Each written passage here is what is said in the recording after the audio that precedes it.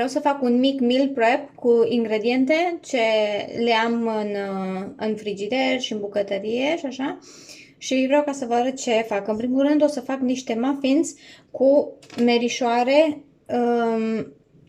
merișoare din astea mari, americane. O să le o să le tai în bucățele mai mici. Merișoare cu coajă de portocală. Toate rețetele pe care o să le folosesc o să le pun în descriere. Punem făină, zahăr, praf de copt, sare, vanilie, bicarbonat de sodiu și amestecăm. Punem ulei, lapte. Încercăm să nu amestecăm în exces. Tăiem merișoarele. Am pornit cuptorul la 200 de grade. Folosesc tavă din asta de muffins jumbo, alea mari, și am pus, nu am avut hârtii pentru muffins și am făcut din hârtie de cuptor, am tăiat dreptunghi, așa, și am tăiat în cele 4 părți, stânga-dreapta, sus, jos, și am pus în găuri și se așează foarte bine.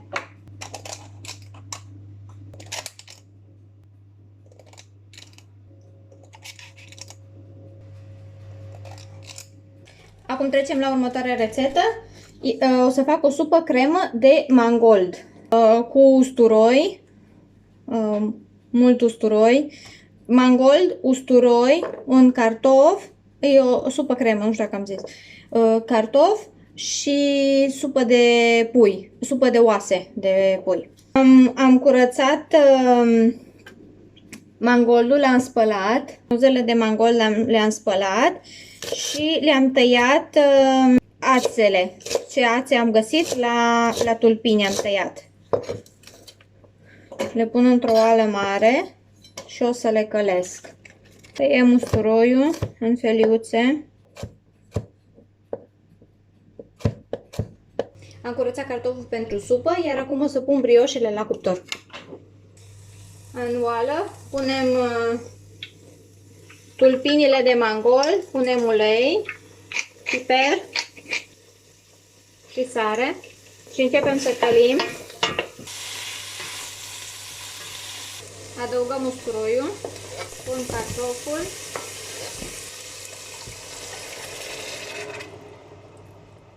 completăm cu apă, punem capacul și lăsăm să fiarbă. Aici am niște orez integral pe care l-am pus la înmuiat și o să-l fierb tot așa cu supă de oase de pui, cum am făcut cu supa de mangold.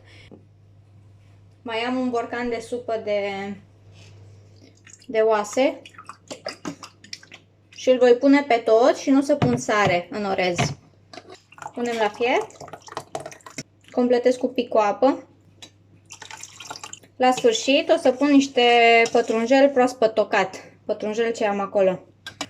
Pun capacul și las să fiarbă la foc mic, ca și supa cremă.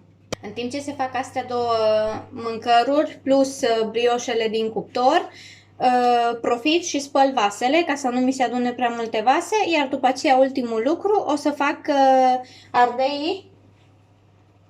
Am ardei din ăștia italieni și o să-i fac la air fryer cu un pic de sare și ulei.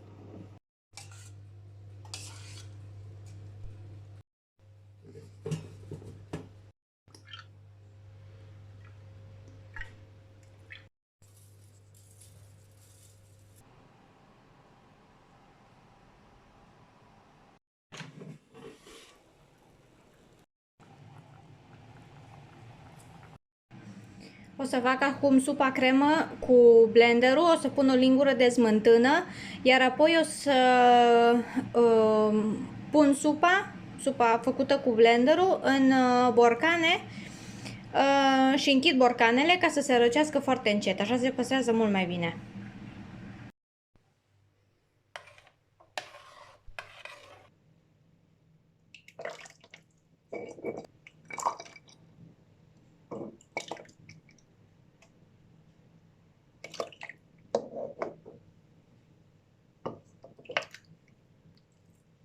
Închid borcanul bine și îl las să se răcească la temperatura camerei până se capsează, iar apoi îl pun în frigider.